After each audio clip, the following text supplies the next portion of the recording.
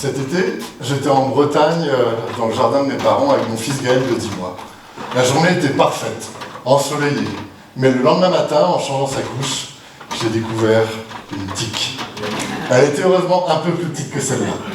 Je l'ai tout de même retirée tout de suite, j'ai désinfecté la plaie, j'ai signalé la piqûre sur l'application signalémentique de Cytic, mais malgré cela, j'ai pas pu m'empêcher de paniquer. Ce n'est qu'un bébé, comment je pourrais savoir s'il a contracté la maladie de Lyme? Il ne peut pas parler.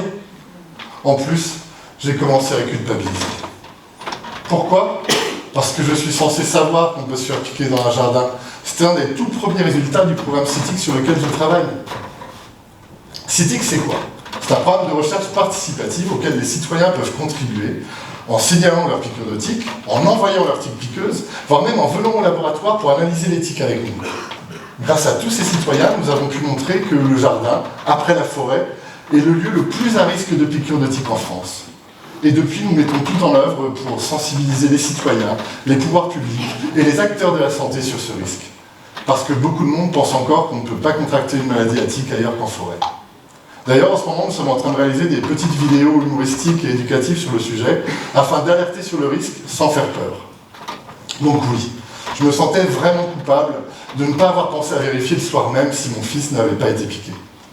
Pour autant, après passer ce premier moment de panique, j'ai commencé à me rassurer.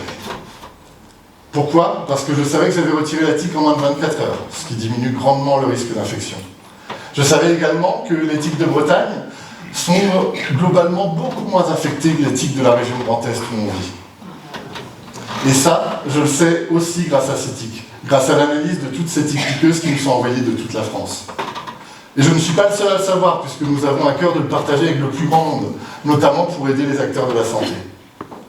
Cytic, c'est ça, et bien plus encore. Ce sont de nombreuses informations qui attendent d'être découvertes et partagées afin de faire face aux défis que nous réserve l'avenir. Par exemple, en ce moment, nous sommes en train de suivre une tique qui arrive du sud de la France et qui monte de plus en plus au nord avec le réchauffement climatique. Cette tique pourrait causer de graves problèmes de santé publique.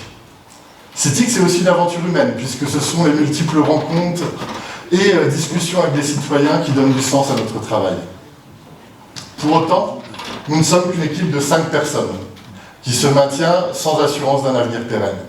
C'est pourquoi je suis ici avec vous ce soir, pour vous proposer de rejoindre l'aventure Cytic, en partageant avec nous ce que vous voulez, des moyens financiers, humains et même d'éthique. Ainsi, j'espère que dans un avenir proche, il y aura beaucoup moins de jeunes papas comme moi à s'inquiéter parce que leur bébé a été piqué et parce qu'il ne peut pas nous dire s'il est malade. Merci beaucoup.